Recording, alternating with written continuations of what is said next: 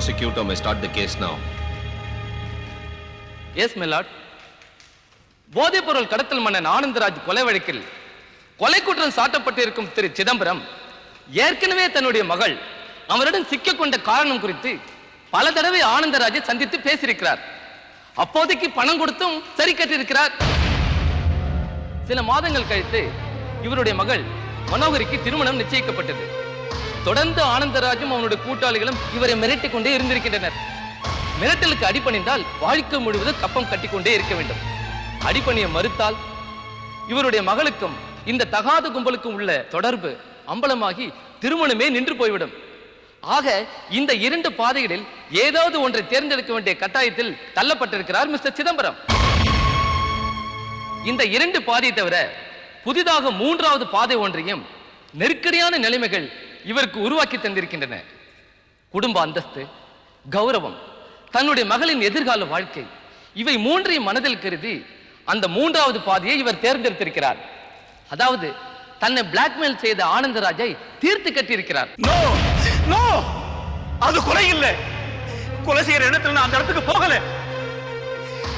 என்ன நம்புங்க, please. Mister Chidambaram, உங்க முறை வரும்போது நீங்க பேசலாம். அவர் பேசி முடிக்கட்டும். Please calm down. You may proceed. கொலை செய்யணுங்கிற எண்ணத்தோட அங்க போன இவர் காரியத்தை கச்சிதமா முடிச்சிட்டு எதுவுமே நடக்காத மாதிரி ரொட்டீன் லைஃப்க்கு வந்துட்டார்.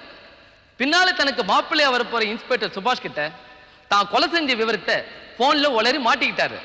So it is a pre-planned, premeditated, cold-blooded murder. ஆகவே இவருக்கு அதிகபட்ச தண்டனையை வழங்குமாறு கனம் கோட்டார் அவர்களை தாழ்மையுடன் கேட்டுக்கொள்கிறேன்.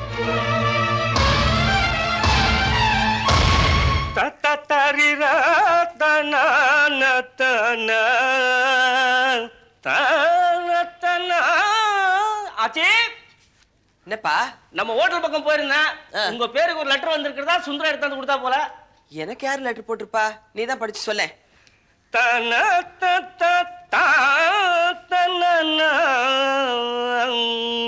ஆச்சி, பாம்பேல இருந்து நம்ம மீனா அம்மா கொடுத்துருக்காங்க. மீனாவா? கொட கொட, நானே படிச்சுக்கிறேன். கொடு கொடு கொடு. நானே படிக்கிறாச்சே. கொடுப்பா. ஒண்ணுன்னா எவ்வளவு சந்தோஷம் பாரு.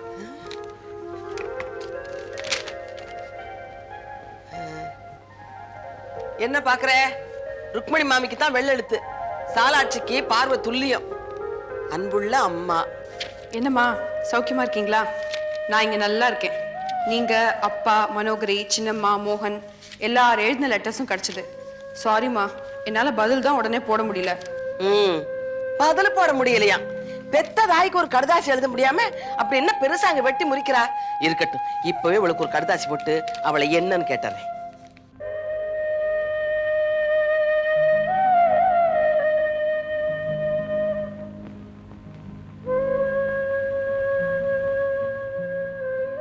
ஆச்சி, என்னப்பா? நம்ம மீனா அம்மா கிட்ட இருந்து லெட்டர் வந்திருக்குது. கொண்டா கொண்டா. காலையிலே வந்துச்சு, கொடுக்க மறந்துட்டேன். என்ன மறதி உனக்கு இதுல? நல்லா மறந்தவர். எந்த கடுதாசியை மறக்கிற? நான் எப்ப எழுதுவான்னு காத்துக்கணும் இருக்கேன். அம்மா, இனிமே நீங்க லெட்டர்ஸ் எழுத வேண்டிய அவசியமே இல்லை. இங்க தலைப்பிரசவம் அது இதுன்னு என்னை மெட்ராஸ்க்கு அனுப்புறதுக்கு பிளான் பண்ணிட்டு இருக்காங்க. அநேகமா அடுத்த வாரமே நீங்க உங்க மகளை அங்க எதிர்பார்க்கலாம். அம்மா வாங்கோ வாங்கோ. மீனா, நல்லா இருக்கியா? நல்லா இருக்கேன். அம்மா, உங்களை பார்க்க யாரோ மாமி வந்திருக்காங்க. என்னடி இது? என்ன தெரியலையா? அடி ஆத்தி, இன்னமா தெரியல? குட் மார்னிங் மீனா குட்டி. ஐயோ அம்மா, நீங்களா? ஆமா, நான் தான். உட்காரு உட்காரு உட்காருங்க மாப்பிள்ள. என்னம்மா இது வேஷம்? ஏதாவது மாறு வேஷம் போட்டியா? மடிசார கட்டிண்டு வந்தாளே சாலாச்சி. ஐயோ, என் கையில ஒரு கேமரா இல்லையே. மீனா, உங்ககிட்ட நான் நிறைய பேசணும். இங்க என்ன இன்ட்ரெஸ்டிங் நியூஸ்? முதல்ல அத சொல்லுங்க. மாப்பிள்ளை, சொல்றதுக்கு சங்கடமா தான் இருக்கு, இருந்தாலும் சொல்லித்தானே ஆகணும். நம்ம மோகம் இருக்கானே, அவன் ஆரத்திங்கிற ஒரு பொண்ணு மேல ஆசைப்பட்டுட்டான். அந்த பொண்ணு என்னடான்னா, மாமியா இல்லாத இடம் தான் வேணும், இல்லைன்னா நான் கல்யாணமே பண்ணிக்க மாட்டேன்னு அடம் பிடிச்சா. இவனுக்கு தான் அம்மாவும் அப்பாவும் நாங்க குத்துக்கலாட்டம் இருக்கிறோமே. உண்மையை சொன்னா அந்த பொண்ணு இவனை கல்யாணம் பண்ணிக்க மாட்டா. இவன் என்னடானா அந்த பொண்ணத்தான் கட்டிக்குவேன்னு ஒத்த காலில் நின்ன. அதனால அவனுக்கு அம்மா அப்பா அக்கா தங்கச்சி யாருமே இல்லைன்னு பொய் சொல்லி இந்த கல்யாணத்தை நடத்தி முடிச்சிட்டோம் அத்தா. என்னது யாருமே இல்லைன்னு பொய் சொல்லி கல்யாணத்தை பண்ணிட்டீங்களா? என்னம்மா இது? இவ்வளவு நடந்திருக்கா? ஆமா மாப்பிள்ள, மோகன் வேற வழி இல்லாம அங்கன வீட்டோட மாப்பிள்ளையா இருக்கேன். நான் தான் இதெல்லாம் யாருக்கிட்டையும் சொல்லிக்கல. நீங்களும் இதை தெரிஞ்ச மாதிரி காமிச்சிட வேண்டாத்தா. என்னம்மா விளையாடுறீங்களா? எவ்வளவு ஒரு பைத்தியக்காரி கண்டிஷன் போட்டனா இந்த அண்ணனுக்கு எங்க போச்சு புத்தி? நீங்க எப்படி சம்மதிச்சீங்க? முதல்ல அப்பா எப்படி சம்மதிச்சாரு? எனக்கு மட்டும் இப்படிதான் செய்வீங்கன்னு முன்னாடி தெரிஞ்சிருந்தா அடுத்த ஃபிளைட்டை புடிச்சு வந்து இந்த கல்யாணத்தை தடுத்து நிறுத்திருப்பேன். ஏமா வார்த்தை எங்க இருக்கிறா?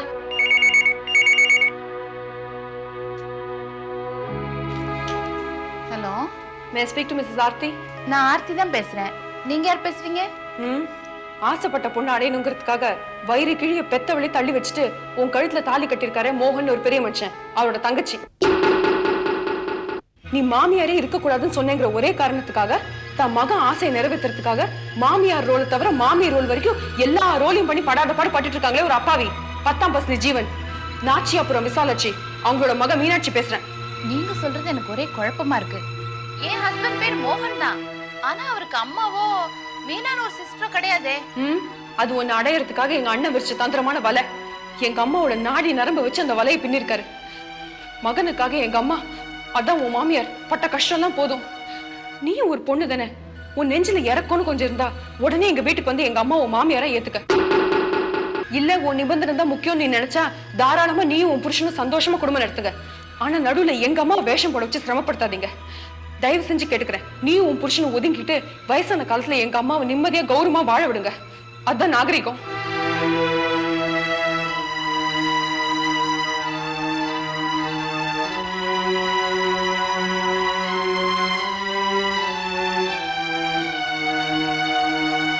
என்ன ஆர்த்தி கண்ணு, சாப்பிட்டியா? பேசாதீங்க. உங்க சுயநலத்துக்காக ஏன் என்ன ஏமாத்துனீங்க? உங்க தங்க மீனா போன் பண்ணி எல்லா விஷயத்தையும் என்கிட்ட சொல்லிட்டா. எங்க அப்பா, நீங்க, உங்க அம்மா 3 பேரும் கூட்டா சேர்ந்து என்ன ஏமாத்திருக்கீங்க. எப்ப என் நிபந்தனைப்படி என் கல்யாணம் நடக்கலையோ அப்பவே நம்ம உறவுக்கு அர்த்தம் இல்லாம போயிடுச்சு. உங்க தங்க சொன்ன மாதிரி உங்க அம்மா கால்ல விழுந்து ஆசீர்வாதம் வாங்கிட்டு அவங்கள மாமியாரை ஏத்திட்டு வாழ நான் தயாரா இல்ல. உங்களுக்கு இஷ்டம் இருந்தா இங்க இருங்க, இல்லன்னா இப்பவே உங்க அம்மா கூட போயிடுங்க. ஆனா ஒண்ணு மட்டும் சொல்றேன், மாமியார் உறவு சொல்லிக்கிட்டு இந்த வீட்டு வாசப்படி உங்க அம்மா முதிக்க கூடாது.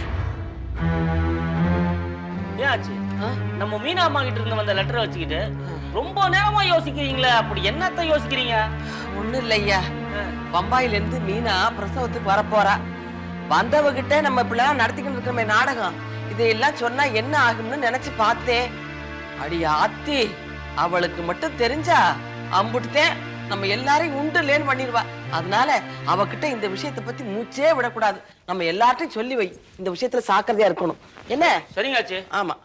அம்மா, அம்மா, வாப்பா வா. மோகா, உங்ககிட்ட ஒரு முக்கியமான விஷயத்தை பத்தி பேசணுங்கிறதுக்காக வர சொன்னேன். சொல்லுங்கம்மா. மீனா கிட்ட இருந்து கடுதாசி வந்திருக்குது.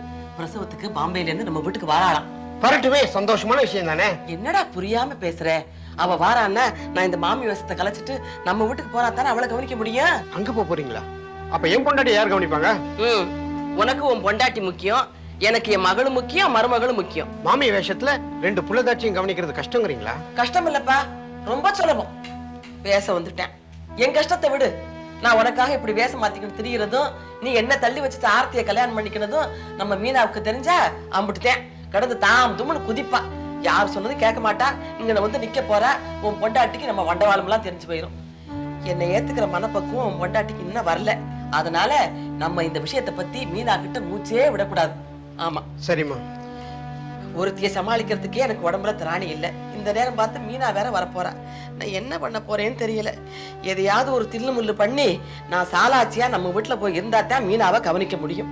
நீங்க இங்க இருந்து அங்க போயிடுவீங்க, நான் எப்படி வர முடியும்?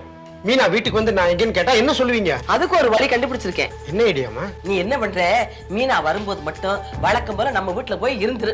2 நாள் கழிச்சு ஆபீஸ்ல டூர் இருக்குன்னு போய் சொல்லிட்டு இங்க வந்துரு. ஆர்த்தி கேட்டா? ஆர்த்தி கேட்டா அந்த பையனே சொல்லு, நான் தான் போய் சொல்லணுமா? நீயும் சொல்லி சமாளி. மறுக்கோழி காத கொண்டா.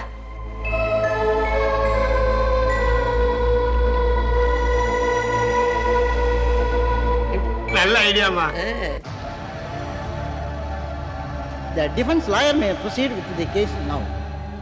சரி, ஜட்ஜ் ஐயா அப்படி சொன்னாங்க. நீங்க வக்கீல் ஐயா முருகனை வேண்டிக்கின்னு எந்திரிச்சு என்ன பேசுனீங்க அதை சொல்லுங்க.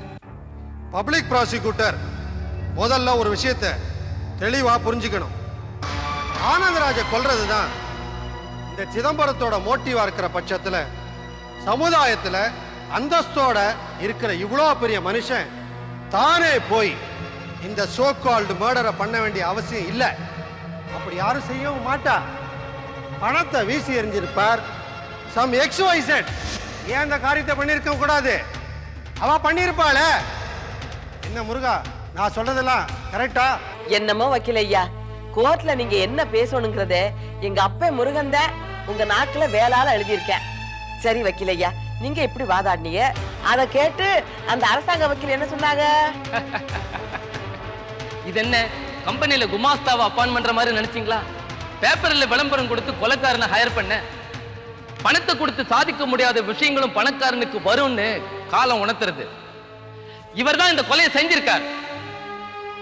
அதுக்கு அவர் டெலிபோன்ல போலீஸுக்கு கொடுத்த வாக்குமூலமே சாட்சி. அதுக்கு மோட்டிவ் இருக்கு, அதை செங்ஷன் பண்ண எவிடன்ஸ் இருக்கு. இதுக்கு மேல அவர் தான் கொலை செஞ்சிருக்காருன்னு சொல்ல என்ன ஆதாரம் வேணும்?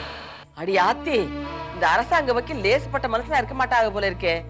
சரி வக்கீல் ஐயா, என் புருஷன் அங்கன கொலை செய்யற நோக்கத்தோட போகலன்னு என்ன காரணம் சொல்லி வாதாடினீங்க? மிஸ்டர் சிதம்பரம், கொலை நடந்ததா சொல்ல போற அன்னைக்கு அந்த ஆனந்தராஜ் இடத்துக்கு நீங்க போனீங்களா? ஆமா, போனேன். எதுக்காக போனீங்க? அவனோட பேசி கன்வின்ஸ் பண்ணிக்கலாம்னு போனேன். கன்வின்ஸ் பண்ணத்தான் போனார். அவனை கொலை செய்யற நோக்கத்தோட போல. ஓகே, மேல என்ன நடந்தது? இதோட விட்டுறப்பா. மேல மேல பிரச்சனையை பெருசு பண்ணி என் பொண்ணோட வாழ்க்கையை வீணடிச்சிடாதுன்னு கேட்டுக்கிட்டான்.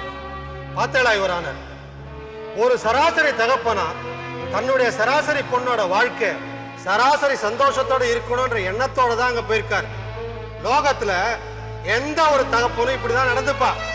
சோ இதுக்கு மேல என்ன நடந்தது? நான் அவகிட்ட பேசி பார்த்தேன். ஆனா எதையுமே கேட்கிற நிலைமையில் அவன் இல்லை. நல்லா குடிச்சுக்கிட்டு இருந்தான். எனக்கு அவனுக்கும் வாக்குவாதம் தடிச்சது. ஆத்திரத்துல அவன் உட்கார்ந்த சேர நான் எட்டி உதைச்சேன். Once again note down this point your honour. தன்னோட பொண்ணு வாழ்க்கை வீணாயிடுத்தே அப்படின்ற தன்னை மறந்த ஒரு ஆத்திரம். It was not a murder attempt. அவனிடம் ரிக்வெஸ்ட் பண்ணி அவன் ஒத்துக்க மாட்டேன்னு தன்னை மறந்து அந்த சேரை எட்டி வச்சிருக்கார். சேரை தான் எட்டி வச்சாரே தவிர அந்த ஆனந்தராஜ் எட்டி வதைக்கல. கீழே விழுந்த ஆனந்தராஜ் பின்மண்டல பலமா அடிபட்டு ஸ்பாட்ல இறந்துட்டார். இது ஒரு கொலை இல்லை. என்னோட கேள்வி இதுதான், இவர் கொலையாளியா இருக்க பட்சத்துல கொலை செய்யற நோக்கத்தோட வீட்டை விட்டு புறப்படும் போது ஒரு ரிவால்வரோ இல்ல ஒரு கத்தியோ அட்லீஸ்ட் ஏதாவது ஆயுதமா எடுத்துக்காம போவாரா? இது கூட மதிப்பிற்குரிய பப்ளிக் ப்ராசிக்யூட்டருக்கு தெரியல. இவ்வளவு படித்தவருக்கு நான் இதுக்கு மேல என்ன பள்ளிக்கூடமா எடுத்து சொல்லிக் கொடுக்க முடியும்? ஏன் ஆச்சு? நீங்க அப்பப்போ கோர்ட் பக்கம் வந்து இந்த வழக்கு விசாரணை நடவடிக்கையெல்லாம் பார்க்கலாம் இல்ல? வக்கீலையா, என் புருஷன் ராசா வாட்டமா வாழ்ந்தவங்க அவங்க கோர்ட்ல குத்தவாளி கூண்டுல நிக்கிற காட்சியை பாக்குறதுக்கு என் மனசுக்கு தைரியம் இல்லையா. அதனாலதான் நான் வரல. அது மட்டும் இல்ல, இங்க என் மருமகளுக்கு பிரசவ நேரம் வேற நெருங்கிருச்சு. அவளை விட்டுட்டு அங்கன இங்கன என்னால நகல முடியாதுயா. என் கதைதான் உங்களுக்கு தெரியுமே. நீங்களே பார்த்து எல்லாத்தையும் நல்லபடியா முடிச்சு கொடுங்க ஐயா. அப்பப்ப என்னென்ன நடக்குதுங்கிறத எனக்கு போன் பண்ணி சொல்லுங்க. நீங்க போன்ல பேசணுங்கிறதுக்காகத்தான் நான் அதிக விலை கொடுத்து போனையே வாங்கியிருக்கிறேன். ஆமா, போன் பண்ணுங்க. வச்சிரட்டுமா? அந்த மாவுல தன்னை வெல்லம் 2 ஏலக்காய் எல்லாத்தையும் போட்டு நல்லா விழுமூணு அரைச்சுண்டு அடுப்புல இழுப்பு சட்டியை வச்சு எண்ணெயை ஊத்தணும். எண்ணெய் காஞ்ச உடனே இந்த குழிக்கரண்டியால அந்த மாவு எடுத்து அப்படி அப்படி அப்படி அப்படி ஊத்தணும். ஜல்லிக்கரண்டி எடுத்து அப்படி திருப்பி திருப்பி விட்டேன்னா நல்லா பொன்னிறமா ஆயிடும். பாக்குறதுக்கும் அழகா இருக்கும், சாப்பிடறதுக்கும் நல்லா இருக்கும். மாமி, அந்த பலகாரத்துக்கு பேர் என்ன சொன்னீங்க? செட்டிநாட்டு பக்கம் கந்தரப்பம்னு சொல்லுவா. ஓஹோ, செட்டிநாட்டு பலகாரம் உங்களுக்கு எப்படி தெரியும்? செட்டிநாட்டு பலகாரம் எனக்கு தெரியாதா? இது என்னது என்னது செட்டிநாட்டு பலகாரம்? எப்படி? நான் தான் சொன்னேனே உனக்கு, காரக்குடியில என் ஃப்ரெண்ட் ஒருத்தி இருக்கான்னு சொன்னேனே இல்லையோ, இது செட்டிநாட்டுக்காரி விசாலாட்சி. ஆமா, அவள்கிட்ட கத்துக்கிட்டதுதான். ஆமா, அவ மோர் குழம்பு வைப்போம், நான் கந்தரப்பு வைப்பேன். 2 வாயில வைக்க விளங்காது. மம்மி மம்மி கோட்டானுக்கார மாதிரி வயசு ஆறுது. மம்மி மம்மி மம்மி என்ன பண்றது? மம்மி கும்மி. என்ன மாமி, எவ்வளவு வயசானாலும் அம்மாக்கு புள்ள தானே, கூப்பிட்டுட்டு போட்டுமே. கூப்பிடட்டும். இதுக்கு முன்னாடி எப்படி கூப்பிட்டான் தெரியுமோ இல்லையோ? மம் மம். பெரியம்மா வந்தா மேக்சிமம், சின்னம்மா வந்தா மினிமம். இது டூ மச். டூ மச்சோ த்ரீ மச்சோ சொல்லிட்டு இருந்தான். கூப்பிட்டோம் மாமி. நாங்க மாமின்னு கூப்பிடுறோம், அவர் மம்மின்னு கூப்பிடுறாரு. உங்களை எப்படி கூப்பிடுவா? டம்மின்னு கூப்பிடுவாங்க. பொண்டாட்டி இருக்கும் பொழுது. கொஞ்சமா இருங்களேன். சரி சரி, வெயில் நேரத்துல இப்படி பிஸ்கு பிஸ்குன்னு எங்க வந்த? அம்மா, பம்பாயில இருந்து டெலிபோன் வந்திருக்கு. டெலிபோனா? இது டெலிகிராம்டா. டெலிபோனுக்கும் டெலிகிராமுக்கும் வித்தியாசம் தெரியல. காதுல வை. கேக்குறதா? இல்ல. கேட்கலையோ? இது ரெண்டு என்ன புரியுது நோக்கு? டெலிபோன்ல படிக்க முடியாது, டெலிகிராம்ல பேச முடியாது. அடாடாடாடா, சமத்துடா சமத்து, மட்டும் சமத்து. உன் மூளையை கொண்டு போய் லண்டன் மியூசியத்துல தான் வைக்கணும். அம்மா, என் மூளைய மியூசியத்துக்கு கொண்டு போகும்போது என்கிட்ட சொல்லுமா, நானும் வர்றேன். ஐயோ, உன்னை பெத்த வயத்துல பிரண்டைய தாண்டா வச்சு கட்டிக்கணும். என்ன ஃப்ரெண்ட்? ஃப்ரெண்ட் இல்லடி, பிரண்ட. ஃப்ரெண்ட வயிற்ற வச்சு கட்டிக்க முடியுமா? பாத்தியோனோ ரெண்டும். மாமி எப்படிதான் சமாளிக்கிறீங்களோ? என்னது பண்றது, சொல்லித்தான் கூட்டிட்டு வந்தேன். படுத்துறதுகள் ரெண்டும். சரி சரி, அது தொந்திய வாங்கி பிரி. தொந்திய பிரிக்கிறதா? அது சிசேரி என்ன? தந்திய பிரிடி.